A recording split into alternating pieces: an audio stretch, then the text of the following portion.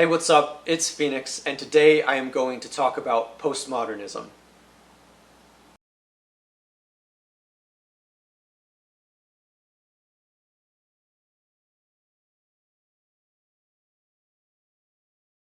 I'm very excited because today I'm going to talk about postmodernism.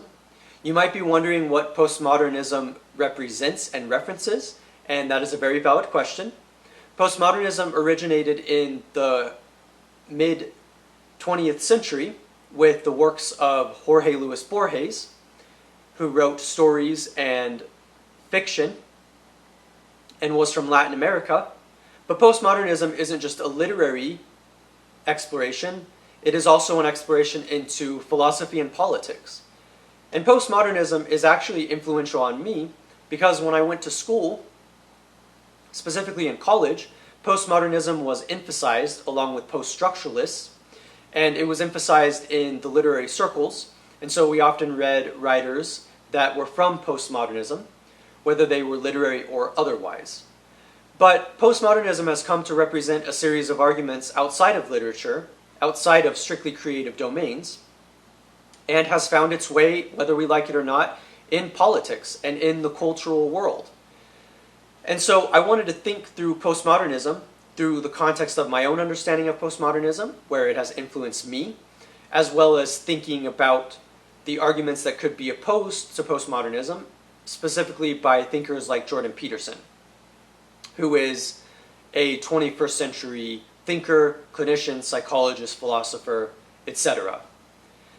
Now, here's what I would say. There has been a strong backlash against Marxism as well as postmodernism, Marxism of which is postmodern in its own way, even though Marxism originated in the 19th century. And my thought pattern on this has been that postmodernism has been a little bit mischaracterized. And I would say this includes thinkers ranging from Derrida and Foucault to Karl Marx himself. It's understandable why these arguments would become political. Obviously, when you're talking about things with high stakes, it is very easy for things to become very complicated and very vastly derailed. But here's what I would say. I like postmodernism. I'll start with Karl Marx. One of his greatest contributions, whether people agree with this or not, is that in an economic system, there will be injustice, poverty, and oppression. While Karl Marx might be arguing things from a political point of view, I think that this is a very important insight because it just acknowledges the modern conditions of human life, that there will be horrible things in life, often dealing with economics, as well as history. But Marxism might be able to be defended in some ways when thinking about the arguments, but postmodernism has also been criticized for being super left-wing and for thinking about arguments as presented by people like Foucault and Derrida. And here's what I would say.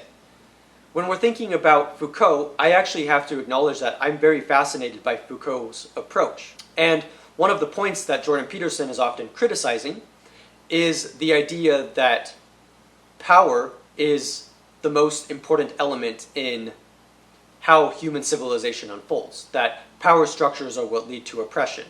This is very interesting when thinking about the arguments, because you could argue that there are a lot of different factors involving power structures and human life and societies. And it is a very valid point to say that maybe we can point to other factors such as personal responsibility, in the case of Jordan Peterson, or even just a general understanding of what exists, of how people live their lives in society. But here's the thing. If we are critiquing postmodernism from the perspective of someone like Foucault, it's very understandable how we might take the idea that oppression and injustice happen to be very important, and that power is a part of that dynamic. I'm not sure the reasons why Jordan Peterson wouldn't want to acknowledge power structures as being part of the picture. He seems to assume that postmodernists argue this point blanket statement, so it's basically just the idea that everything comes down to power, that it's all oppression, which is of course ridiculous because that isn't true, because personal responsibility is a part of the picture. But here's where I think Foucault gets mischaracterized, and Marx for that matter, and some of these other thinkers. Foucault is thinking through the context of not just oppression through power structures of people of specific identities, He's thinking of it in the context of those who have been influenced, those who are mentally ill, who have been oppressed by the power structures at play. Now, as someone with a mental illness, you can imagine how this would be a fairly salient argument to me whenever I see ways in which I, whether I like to admit it or not, have been oppressed by the system. This doesn't mean that I'm going to say that I've always been oppressed by the system, or that that's the only reason for my suffering, or what would happen, but check out the argument. Foucault is saying that there is a historical precedent for power structures as they might, for example, influence or oppress those who are mentally ill, such as in his book Madness and Civilization. And this is extremely important because in Madness and Civilization, we understand a historical perspective of how people with mental illness have been corrupted by, or I would say have been oppressed by corrupted systems. And this is very powerful because people with mental illness have not been treated well throughout history, and this has to be considered. I find it to be a salient argument for my own understanding because I think about how there are aspects that do deal with identity when it comes to thinking about what people go through. I myself do not identify, quote unquote, as an identitarian. I don't think identity is the only factor in relation to what people experience, as I've said. But I do think the idea that the oppression of mentally ill people is historical, such as with the Ship of Fools in the Renaissance, or the birth of the mental hospitals in the 18th century with the what could be called the tyranny of reason. And I do mean that a little bit dramatically, but also something to think about. That there is definitely this idea that people with mental illness have suffered historically. And I do think that that is very true, even just with my own experiences. Things are a lot better than they were, I think, in a lot of ways, but that doesn't mean that there aren't still a lot of problems. So here's where I have to diverge from the postmodern critique, where I have to diverge from Jordan Peterson, in that while I would say my own decisions definitely have a huge impact on my well-being, personal responsibility, doing your best, cleaning your room, all of these things, there is a way in which I also have to acknowledge that there is a lot that is outside of my control, and while I wouldn't say power structures are the only mechanism that make things difficult in life, for people with mental illness or maybe people with other identities, it is still nonetheless there. And I think that you can't just dismiss Foucault as someone who hadn't thought about the problem.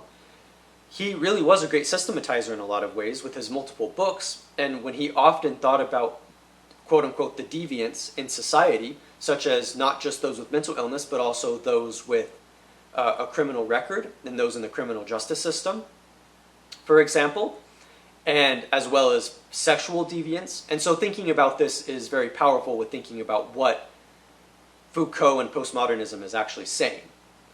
Now, I have acknowledged that I have my own bias towards postmodernism, strictly because I do like Marxism as a philosophy and as a system to consider.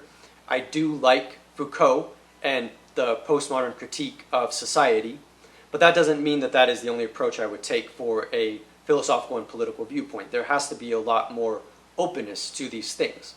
And while I would say that postmodernism isn't perfect and it shouldn't be, in my opinion, the representative system of philosophy, I do think postmodernism in these contexts is very important with thinking about the critiques that are often leveled against certain arguments, such as the idea that power does influence, whether we like it or not, society. I'm Phoenix, and I hope that you enjoyed this video. I hope that you found something insightful here and that you might check out some other writers and some other books.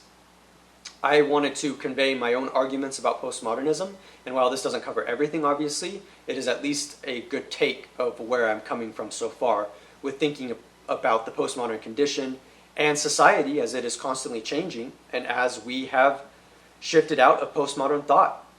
I'm Phoenix, thank you for watching, and I will see you next time.